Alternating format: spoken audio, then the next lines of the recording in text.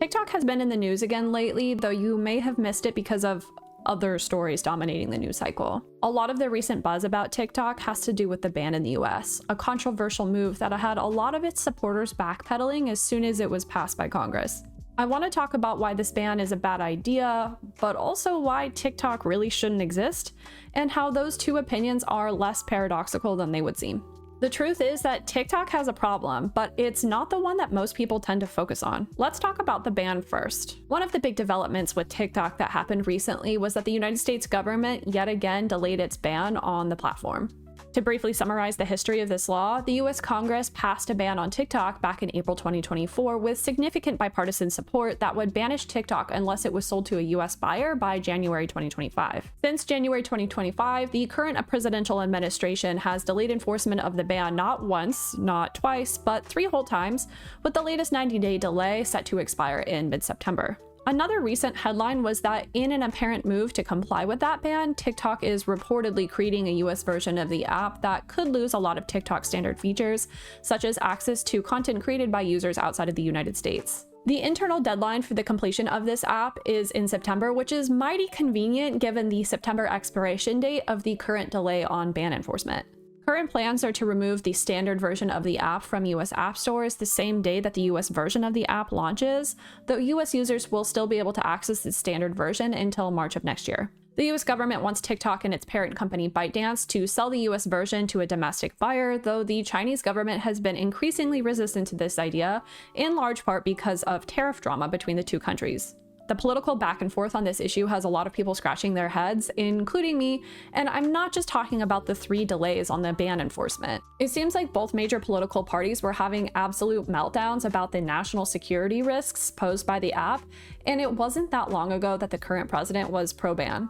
I think the lack of clear vision with this ban is one of many reasons why it's a bad idea. If you're going to make an argument that something should be banned because it's a national security threat, then later change your mind because it's politically convenient for you to do so, you kind of just seem like a fickle liar with empty arguments. To be clear, I'm talking about any politician who did this, regardless of their political party. Second, if we're going to criticize TikTok for being beholden to an authoritarian government, we shouldn't then do the exact thing that authoritarian governments love to do, which is ban platforms that people use to communicate. That's not fighting fire with fire, that's at best being an idiot and at worst being a total hypocrite. There have got to be nuanced ways of regulating social media to mitigate its worst harms while still enabling discourse and creativity online. An outright ban is not only a really problematic way of going about things, it's also totally ham-handed, and as we have seen, it will alienate your voters. It's kind of like saying that your house has an issue with termites, so you burn your whole house down and then you later wonder why your kids are complaining that you don't have a house anymore. Like anything in life, there isn't a single easy solution that's just going to fix the TikTok problem. That brings me to my next point. As much as I oppose the US government's ban on TikTok, I don't think that this app should exist. There are 2 main buckets of serious problems with TikTok: geopolitical issues and technical issues, the latter of which enables all sorts of downstream problems. Let's get the geopolitics out of the way. It's the thing that everyone's losing their minds over, so I really don't want to talk about it, but let's just be done with it. There is a grain, and I mean like a grain of truth to what various public figures are saying about TikTok being a national security threat to the United States. There are 3 primary concerns here: Chinese state surveillance of Americans either via the app or the data on it, the spread of pro-Chinese government propaganda and disinformation, and the censorship of Americans discussing certain topics. Yes, these 3 critiques are generally valid. Apps as big as TikTok are easily co-opted for surveillance, whether it's by the companies that own them, governments, or malicious third parties that hack into the app. While I support China's ability to contribute to global discourse on any given topic, the last thing we need on social media is more pro-authoritarian, misleading content. And third, TikTok's handling of content relating to Uyghur communities, just to name an example, shows that it is not reliable at allowing free discourse. I think these issues are really overblown though, especially when you consider countries like Taiwan that have faced far more severe national security threats from China, and they still haven't banned the app. The anti-China hype also obscures, perhaps intentionally, the very real privacy and security issues that everyday Americans face from US tech companies. This includes privacy and security violations either from the tech companies themselves or from the big data economy that feeds off of them. It's honestly laughable that both political parties are falling over themselves about China this and communist that when the ginormous elephant of a lack of any meaningful data privacy law is right there in the room.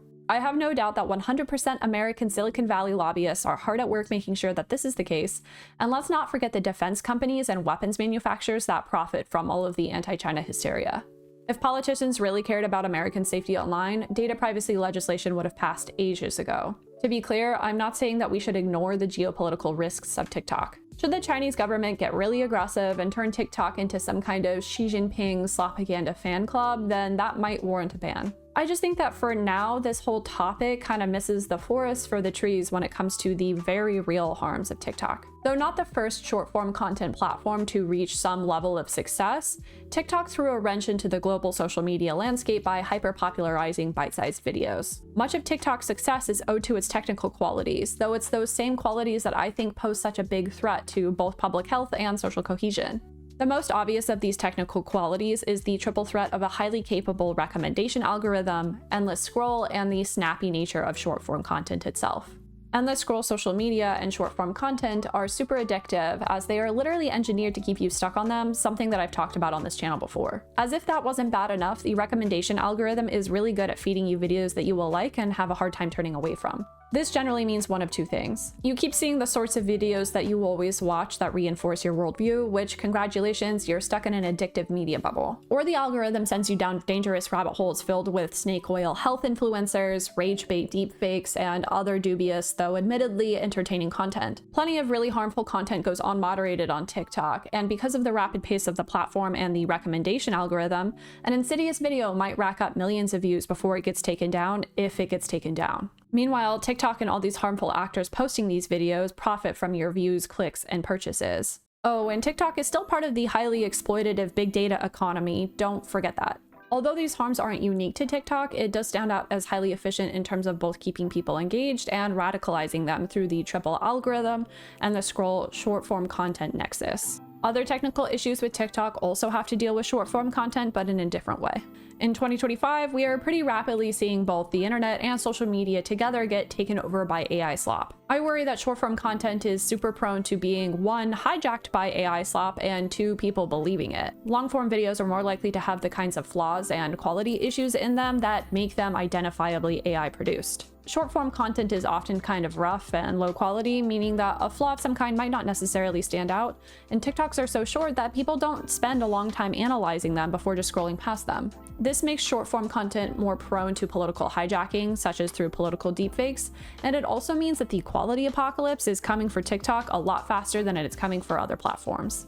If this isn't already happening, we might soon be guzzling down hours of AI slop without even realizing it. Real content creators will struggle to get seen on a platform increasingly crowded with AI brain rot. These AI videos could also exacerbate all of the things that I've talked about before, such as the snake oil health influencers. Instead of a human trying to convince you that folic acid is somehow bad for you, soon it will be ChatGPT trying to sell you some kind of bogus health product. The last argument I have about the technical nature of TikTok has to do with the kind of content that short-form videos favor. While there are plenty of educational and insightful TikToks out there, the platform is first and foremost meant to be quick and engaging no matter the cost to you. It does not reward true learning, community building, or creativity, all things that take time and focus. In fact, it erodes your ability to do those things off the platform. Regardless of why you use TikTok, whether it's learning or connecting with others or just dumb fun, I think there are better mediums out there for those activities that don't come with all the baggage. All of these issues have led me to the conclusion that TikTok shouldn't exist. Whatever good it brings people is far outweighed by the public concerns of its algorithm, addictive AI-riddled content, and endless scroll. In fairness, all major social media companies try to keep you hooked with exploitative features. I don't use Meta products for that reason, and in general, I think that most social media is problematic. TikTok is the only platform that checks so many of these boxes though, and checks them so efficiently. I also really can't overemphasize how big of a deal its unique recommendation algorithm is, also known as the For You page.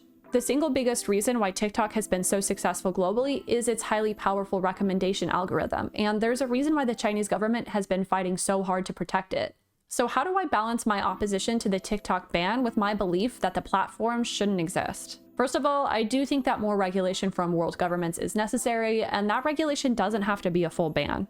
It's controversial and it needs debating, but for now I support age restrictions on the app as high as 18 years old. We don't let children access tobacco, alcohol, or casinos, all addictive things. I worry that the harms of short-form content are so much more potent for young minds and will impact the lifelong habits and health of today's youth. I say for now because while I do support age restrictions, I am keeping an open mind on this stance and may change my mind. We do need to protect young people's freedom of speech, and sheltering kids by completely cutting off online access will only result in worsened media and digital literacy later on in life. Second, there should be regulations that make the inner operations of these social media companies, not just TikTok, far more transparent. This includes things like recommendation algorithms, ad programs and their revenue, and how these platforms both use AI and allow AI-generated content. This kind of information should be made available freely to the public in easily accessed ways. If these companies are going to make a ton of money off of our time and data, the least that they could do is be more transparent about how they do so. It should go without saying, yet I feel compelled to point it out again. The US government needs data privacy laws similar to the EU's GDPR if it wants to maintain any credibility with US consumers about security and privacy.